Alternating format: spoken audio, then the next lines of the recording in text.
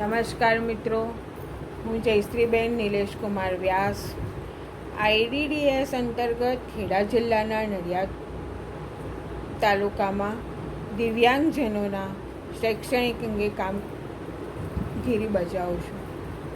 આજનો મારો વિષય છે દ્રષ્ટિહીન બાળકો માટેનો રિસોર્સ રૂમ અંગેની વિગતો, તેની જરૂરિયાતો, તેના ફાયદા. વિશ્વના વિવિધ દેશોમાં આજે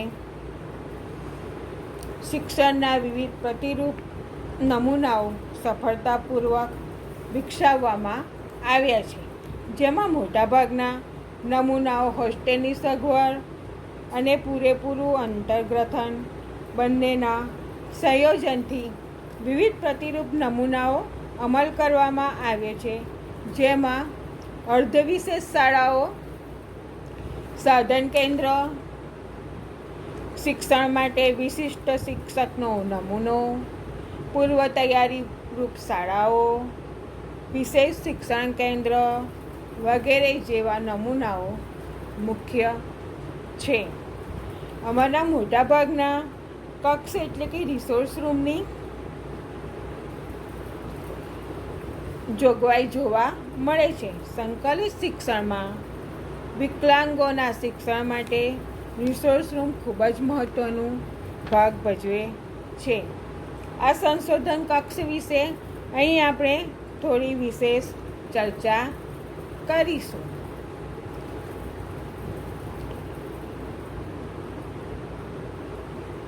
શિક્ષણના અંતર્ગત અભ્યાસ કરતા દ્રષ્ટિહીન બાળકોના વિશિષ્ટ શિક્ષણ માટે ખાસ પ્રકારના શૈક્ષણિક સાધનો તેમજ વિશિષ્ટ પ્રકારની સુવિધાની જરૂર પડે છે. હાલ ગુજરાતમાં દ્રષ્ટિહીનોનું શિક્ષણ વિશિષ્ટ શાળામાં તો અપાય જ છે, સાથોસાથ નવા અભિગમ મુજબ દ્રષ્ટિહીન બાળકો માટે અંતર્ગત બાળક સામાન્ય શાળામાં સામાન્ય બાળકો સાથે શિક્ષણ લેતો હોય છે, ત્યારે અભ્યાસક્રમ પણ સામાન્ય શાળામાં જે ભણાવવામાં આવે છે તે જ હોય છે. કેટલાક વિષયો કે જે ભણવા માટે વિશિષ્ટ સાધનોની પણ જરૂર પડે છે, જેવા કે ગણિત માટે બ્રેલ પાટી, એબેકસ. આ ઉપરાંત પ્રવાસી શિક્ષકની દરેક બાળકની અઠવાડિયામાં થતી ઓછામાં ઓછી એક મુલાકાત દરમિયાન તમામ પ્રકારનું વિશિષ્ટ શિક્ષણ કે વિશિષ્ટ સાધનોનો પરિચય આપવાનું પણ શક્ય બનતું નથી. ત્યારે દ્રષ્ટિહીન બાળકોને સ્પર્શથી, શ્રવણથી, સ્વાનુભૂતિથી કે લો વિઝનના ખાસ સાધનોથી મદદથી અસરકારક શિક્ષણ આપવા માટે સંસાધન રૂમ ખૂબ જ જરૂરી બન્યો છે. વળી બ્રેલર, સ્પર્શ નકશાઓ, પ્રોજેક્શન, માઇક્રોસ્કોપ, પ્રોજેક્ટર જેવા વિશિષ્ટ સાધનો કદમાં મોટા અને ખૂબ જ કિંમતી હોવા ઉપરાંત સહેલાઈથી હેરફેરમાં મુશ્કેલી ઊભી કરનારા પણ હોય છે. વિશિષ્ટ શિક્ષક પોતાની સાથે આવા સાધનો દરરોજે લઈ શકતો નથી. આ સાધનો કિંમતી હોવાથી વિશિષ્ટ શિક્ષકની અલગ અલગ વસાવવાથી આર્થિક બોજ પણ વધી શકે છે. આવા કારણોસર દ્રષ્ટિહીન બાળક આવા સાધનોના લાભથી વંચિત રહેવા પામે છે, જેના નિવારણ અર્થે સંસાધન કક્ષ ખૂબ જ મહત્ત્વનું ઉપકરણ સિદ્ધ થાય છે.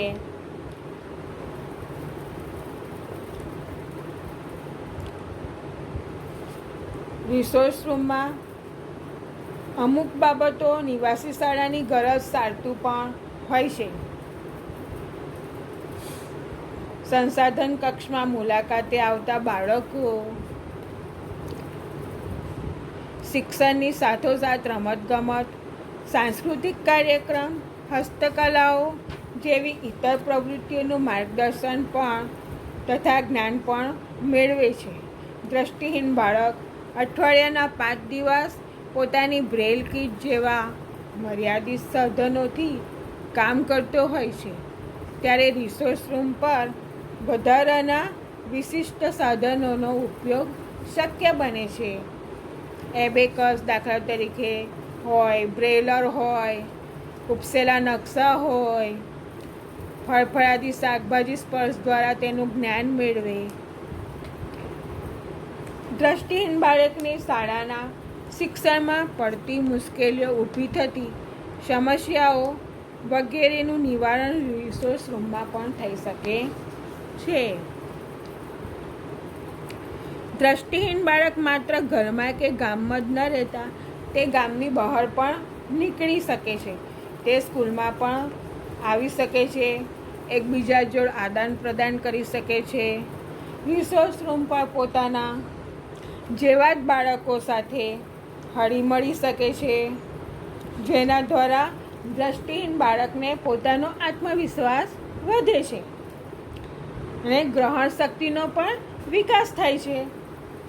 દ્રષ્ટિહીન બાળક માટે અભ્યાસેતર પ્રવૃત્તિઓ રિસોર્સ રૂમ પર થતી હોવાથી ધીરે ધીરે રિસોર્સ રૂમમાં સહઅભ્યાસક પ્રવૃત્તિઓ પણ ખીલવા માંડે છે. સહઅભ્યાસ પ્રવૃત્તિનું કેન્દ્ર પણ બની રહે છે. દ્રષ્ટિહીન બાળકને દ્રષ્ટિગમ્ય, શ્રવણગમ્ય અનુભવો પૂરા પાડી વિશિષ્ટ શિક્ષણ પણ આપી શકાય છે. દ્રષ્ટિહીન બાળકને રિસોર્સ રૂમ પર ઉદ્યોગ, સંગીત, શારીરિક શિક્ષણ જેવા વિષયના અભ્યાસક્રમોનું પણ શિક્ષણ આપવું શક્ય બને છે. દ્રષ્ટિહીન બાળકોના વાલી વચ્ચે સંપર્ક થતાં આત્મીયતા એકબીજાના વાલી સાથે પણ આત્મીયતા કેળવી શકે છે. દ્રષ્ટિહીન બાળકની જવાબદારી સ્વીકારતા અન્ય વાલીઓને જોઈને વાલીઓ પણ દ્રષ્ટિહીન બાળકનો સ્વીકાર કરી જવાબદારી લેતા થયા છે.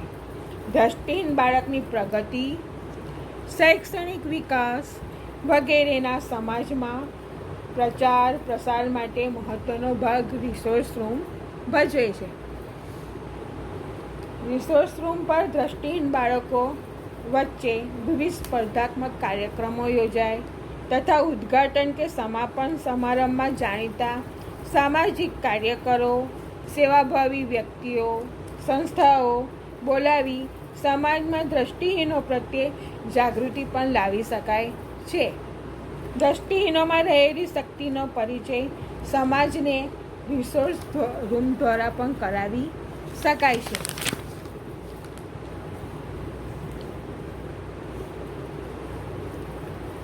રિસોર્સ રૂમમાં દ્રષ્ટિહીન બાળકો માટે ઓછામાં ઓછો 16x16 ફૂટનો સાઈઝનો હોવો જોઈએ. તેમાં પાણીની વ્યવસ્થા હોવી જોઈએ. તેમાં પૂરેપૂરો હવા ઉજાસવાળો કક્ષ હોવો જોઈએ. તેના પ્રકાશનું પૂરેપૂરું આવાગમન પણ થવું જરૂરી છે. વિદ્યાર્થીઓ તથા વાલીઓને બેસવા માટે શેતરંજીની વ્યવસ્થા પણ રાખવી જોઈએ.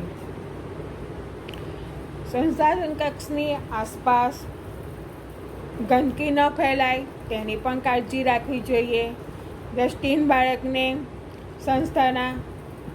સંસાધન કક્ષની આસપાસ ભૌગોલિક વાતાવરણથી પણ પરિચિત કરાવવો જોઈએ. તેને મોટું કબાટ કે આવેલું છે, ખુરશી, ઇલેક્ટ્રિક સાધનો, યોગ્ય જોડાણો વગેરેની સુવિધાનો પણ આયોજન કરેલું હોવું જોઈએ. દ્રષ્ટિહીન બાળકોના અભ્યાસ માટેના વિશિષ્ટ સાધનો જેવા કે braille kit, brailler, tape record, કેસેટો, projection, microscope, slider projector, overhead projector, વિવિધ ટ્રાન્સપર્સનો પ્રોજેક્ટરનો પડદો, સ્પર્શગમ્ય સાધનો, ઉપસાવેલી વૈજ્ઞાનિક આકૃતિઓ, નકશાઓ, ચિત્રો, ત્રિપરિમાત્રિક વૈજ્ઞાનિક સાધનો, રમકડાઓ, પક્ષી, પ્રાણી, ફળ ફૂલના નમૂનાઓ, રમતગમતના સાધનો, જેવા કે ઘૂઘરીવાળો દડો, chess board, talking watch, Braille watch, talking calculator, geometry kit વગેરે પણ રિસર્ચ રૂમમાં હોવા જરૂરી છે. તેમની રિસોર્સ રૂમની પ્રવૃત્તિમાં વર્ષ દરમિયાન થનારી પ્રવૃત્તિનું આયોજન પણ થવું જોઈએ. વાલી સાથેની મુલાકાત કરવી જોઈએ. શૈક્ષણિક અને સાર્વગિક વિકાસ થાય તેવા પ્રકારની હોવું જરૂરી છે. તેના દ્રષ્ટિહીન બાળકોના મનોવલણો, રસ, રુચિ, વય કક્ષાને ધ્યાનમાં રાખીને પ્રવૃત્તિઓનું આયોજન પણ કરવું જોઈએ.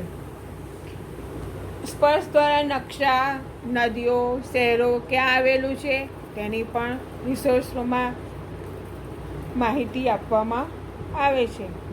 દ્રષ્ટિહીન બાળકોને સંગીત ખુરશી રમતગમતમાં બોલ, પાસિંગ, ચેસ, ક્રિકેટ, એથ્લેટિક્સની રમતો પણ રમાડી શકાય અને બાળકનો શારીરિક વિકાસ પણ કરી શકાય. રિસોર્સ રૂમની દ્રષ્ટિહીન બાળકો અને નિવાસી શાળાના બાળકો વચ્ચે રમતગમતની સ્પર્ધાઓ પણ યોજી શકાય. દ્રષ્ટિહીન બાળકો ક્રિકેટ મેચ વગેરે પણ ઘૂઘરીવાળા બોલથી રમી શકે. દ્રષ્ટિહીન બાળકોના રહેલી સુસુપ્ત શક્તિઓને બહાર આપણા વિવિધ સાંસ્કૃતિક પ્રવૃત્તિઓ ચોક્કસ કરાવી જોઈએ. મિમિક્રીનો કાર્યક્રમ, સ્પર્ધા, લોકગીત, ભજનોનો કાર્યક્રમ. રિસોર્સ રૂમની દરેક મુલાકાતની શરૂઆત કરવી જોઈએ. પ્રાર્થનાથી કરવી, ધૂન, ભજન, સમાચાર વગેરેથી વાંચીને પણ તેની શરૂઆત કરી શકાય. દ્રષ્ટિહીન બાળકોના જીવન ઘડતર થાય તે માટે મહાપુરુષોના જીવન ચરિત્રોની વાતો પણ કરી શકાય. સ્પર્ધાઓ પણ વક્તૃત્વ સ્પર્ધા પણ યોજી શકાય. દાખલા તરીકે મને શું થવું ગમે, મને કયો તહેવાર ગમે તે પણ સ્પર્ધાઓ દ્વારા યોજી શકાય. તહેવારોને અનુલક્ષીને થનારી પ્રવૃત્તિ પણ કરી શકાય. રમતગમત છે, 15મી ઓગસ્ટ, 26મી જાન્યુઆરીએ રમતગમત છે, વક્તૃત્વ સ્પર્ધા છે, દોડ છે વગેરે પણ કરી શકાય. એમાં બાળકોની હાજરીનું પત્રક બનાવીને બાળકોની હાજરી રાખવી જોઈએ. શિક્ષકોનું હાજરી પત્રક રાખવું જોઈએ વગેરે રિસોર્સ રૂમ માટે અગત્યનું દસ્તાવેજો રૂપે રાખી શકાય. બસ, નમસ્કાર.